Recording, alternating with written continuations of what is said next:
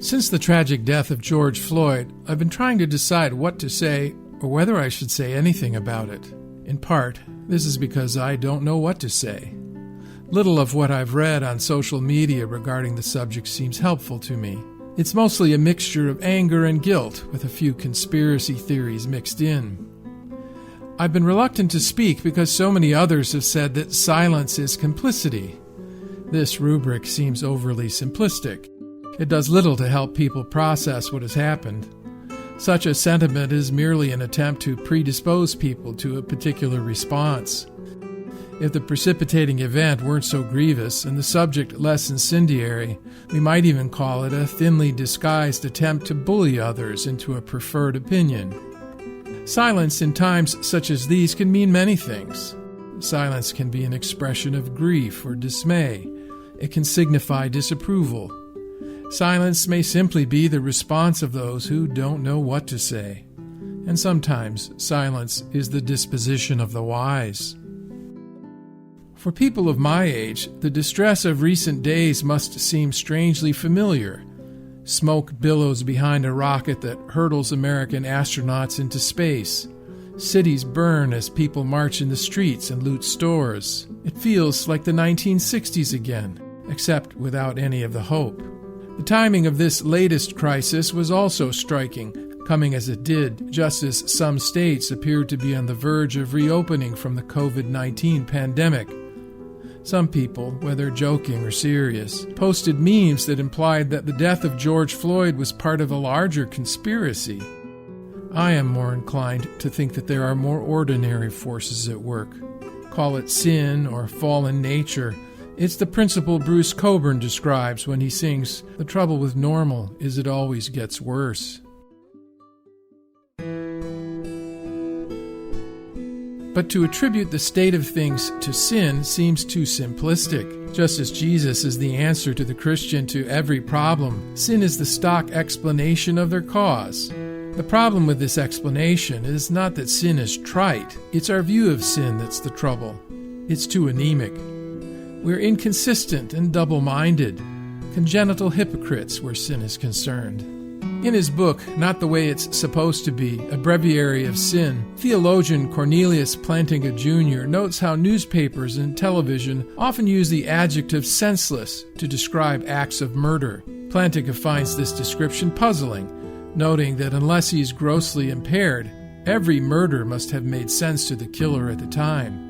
He was trying to silence a witness, or gain revenge, or express his power, or act out his racist hatred, or stimulate and satisfy his lust, Plantinga writes. In a culture in which up-to-date intellectuals often drift toward moral subjectivism, how can an act that makes perfectly good sense to its perpetrator be judged senseless by outsiders?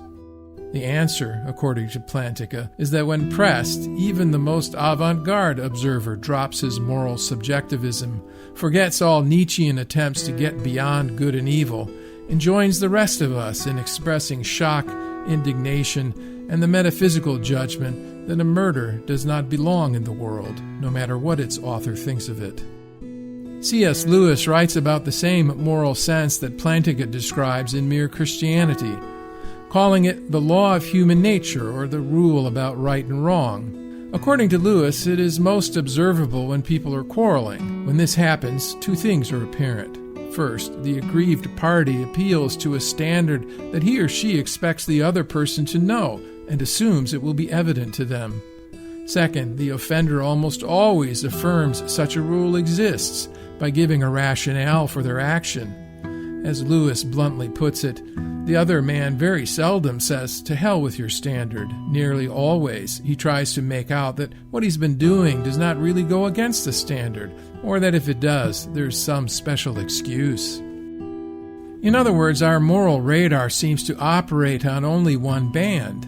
We are hypersensitive to the transgressions of others, but find it difficult, often impossible, to see our own. At the same time, we are also strangely comforted by the universal presence of sin. The comfort we take in knowing that we are sinners is the kind that a poor student might take, who places their trust in the grading curve.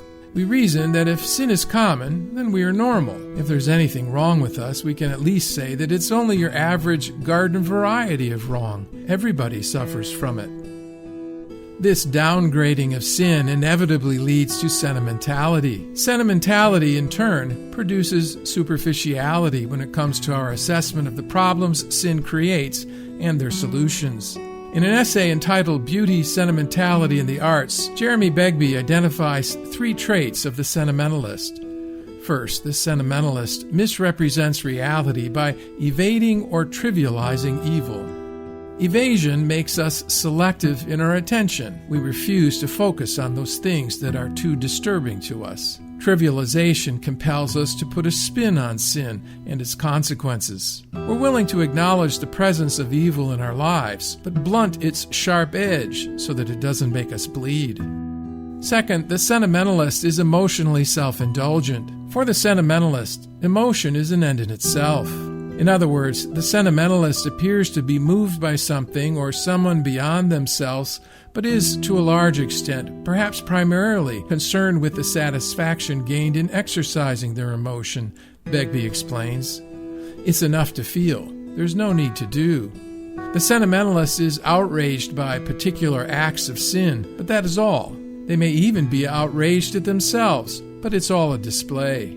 We like others to realize that we are compassionate, tender, and so forth, Begbie explains. Even if others are not around, there can be something deeply gratifying about exercising feelings that most would admire. Third, according to Begbie, the sentimentalist fails to take appropriate, costly action. Begbie describes several symptoms of this pathology. Sentimentalists resist any challenge to their way of life. They're more moved by the plight of strangers than those close to them. They deal in ethical generalities like love, peace, and justice, but struggle with awkward individuals. They're impatient and lose interest when the cost of dealing with those in pain is long-term or too great. They rely on banalities and cliches. For the sentimentalist, to feel is to act. It's not necessary to go any further.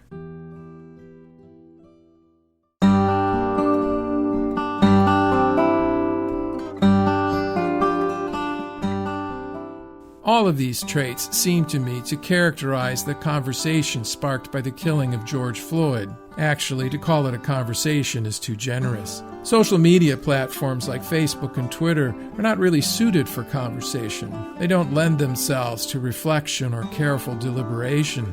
Social media is a forum for outbursts. They provide a catharsis for the one who posts, but I question their power to change anyone's mind or to move people closer to reconciliation or solution. Those are long-term, costly projects, and few on either side of the divide appear to have the patience for them. It's not silence on social media that makes us complicit in the death of George Floyd, but our complacency with sin. The trouble with sin is that it seems so normal. It respects no boundaries, either of race or economics. It ravages our lives, but remains an abstraction to us until its evil is made concrete. We only seem to recognize its true nature when we are on the receiving end of sinful behavior. If George Floyd's death does anything, perhaps it will at least enable us to imagine what it might have been like to have that knee upon our neck. What it will not do is let us know when that knee is our own. It will not tell us what to do about it. For that, we will need a more potent medicine than the accusation or guilt of social media. For that, we will need grace and mercy combined with the conviction that only comes from God Himself.